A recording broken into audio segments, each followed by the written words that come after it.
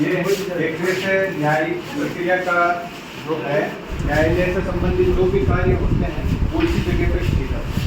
जैसे यहाँ पे क्या है कि न्यायिक प्रक्रिया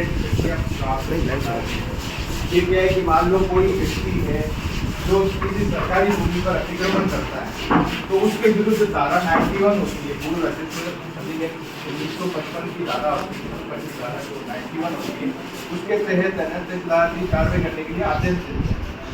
उसमें क्या होता है कि पटवारी जो अतिक्रमित होता है, जिसने अतिक्रमण किया सरकारी भूमि पर या और किसी जो चारागाह भूमि है जिसको अपन कहते हैं घोषित भूमि, तो उसके खिलाफ पटवारी एक लिखित रिपोर्ट तैयार करता है।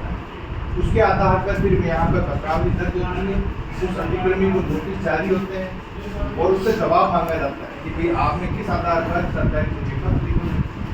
यदि अगर वो जवाब स्पष्ट रूप से और संतोषजनक दे देता है तो उसको क्या है कि तहसीलदार की है जो हटाने के लिए आदेश दे देते हैं, और यदि अगर वो नहीं हटाता है तो फिर क्या है कि यहाँ से निर्णय करते हैं तहसीलदार आरआई पटवारी के नाम कि भाई है ना इसको मौके पर से हटाया जाए और जो भी पेनल्टी होती है वो पेनल्टी उससे वसूल की जाए, जितने हिस्से पर उसने अतिक्रमण किया उस हिसाब से।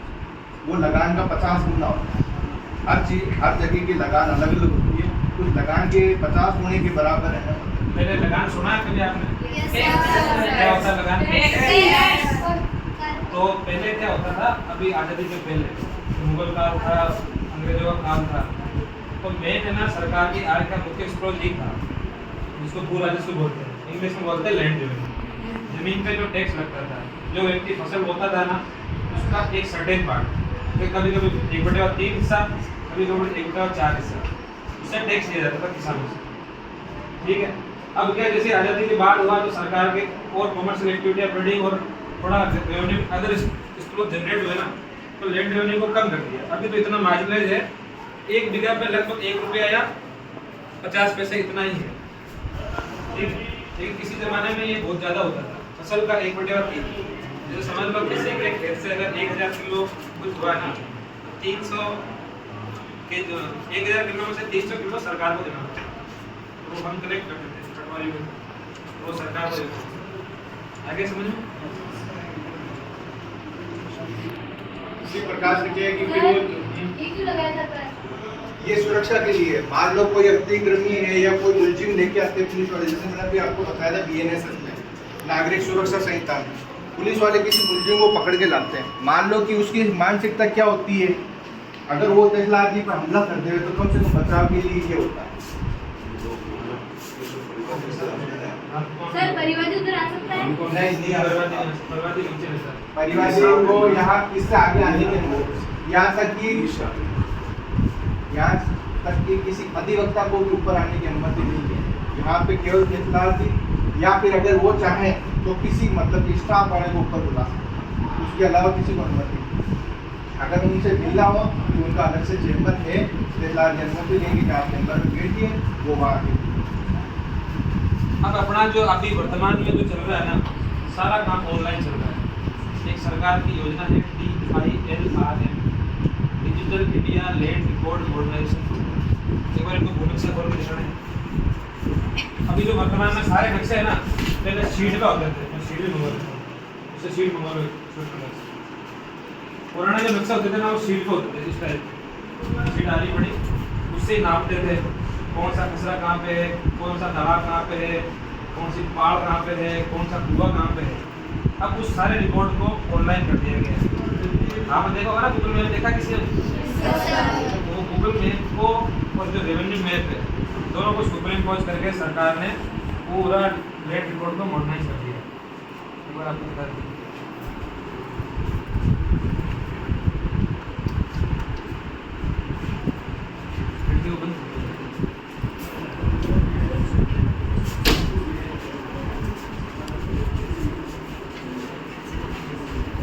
इसको बोलते हैं भूनक्शा।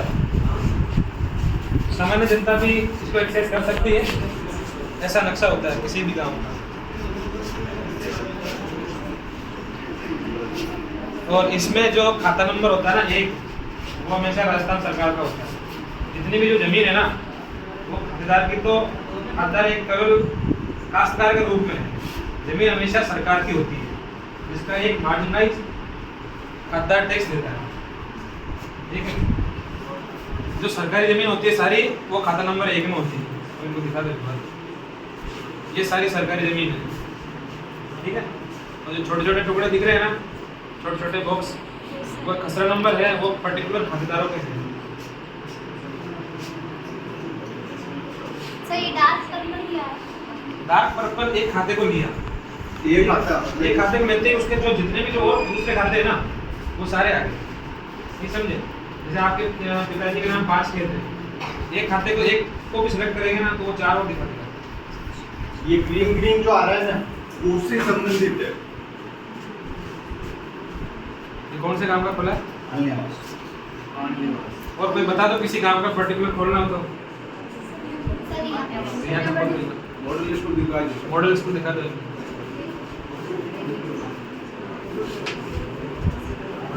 1192 के पास में था।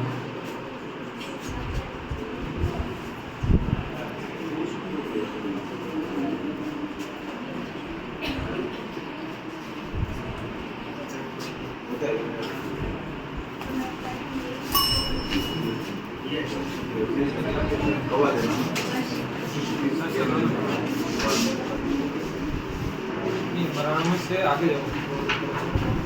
ये देखो ना, ये पहले इस तरह से सीटें बनती थी प्लास्टिक के ऊपर, इस पे पूरा नक्शा आता था, और इससे पहले कपड़े के ऊपर बनती थी। कपड़े के बाद में फिर ये प्लास्टिक पे इसको कन्वर्ट कर दिया, और अब प्लास्टिक के बाद में ये पूरा ऑनलाइन हो इसी रोड पर था। गया, ताकि क्या है कि कोई भी व्यक्ति है जो अपने खेत को ऑनलाइन देख सकता है। ये पूरा जैसे जैसे इसके टुकड़े होते जाते हैं, वैसे इसके अंदर तरमीम होती जाती है। तरमीम का मतलब ये है कि नक्शे में विभाजन अपना करना। अपना खत्म देखेंगे। उसका माप पे होता है, इतना मीटर होना, इतना मीटर होना। इसका स्टैंडर्ड वो माप क्या होता है? एक बार स्केल लाके और छोटा हो गया ना, स्केल है उसके लिए नॉर्मल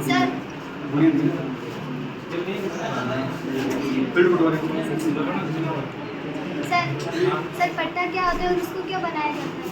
पट्टा पट्टा आबादी भूमि, जैसे सरकारी जमीन है जो खानदारी भूमि है ना, उसकी तो जमाबंदी होती है, जो रिकॉर्डेड खानदारी है उसको बोलते हैं रिकॉर्ड ऑफ राइट्स, ठीक है, अधिकार अभिलेख, ठीक है। पट्टा इसलिए बनाया जाता है कि आबादी क्षेत्र होता है। अब आबादी क्षेत्र दिखाना है एक बार। आबादी क्षेत्र है ना, पंचायत को हैंडओवर कर दिया गया है, ठीक है ना, राजस्थान पंचायत राज अधिनियम 1994 के बाद। तो आबादी क्षेत्र में कोई व्यक्ति मकान बना के रहता है, तो मकान बना के जहाँ रहता है ना, पंचायत है ना उसको पट्टा जारी करती है कि भाई ये व्यक्ति है, इसके ये पड़ोस है, उत्तर दक्षिण पूर्व पश्चिम, उसको पट्टा देती है। एक पट्टे को भी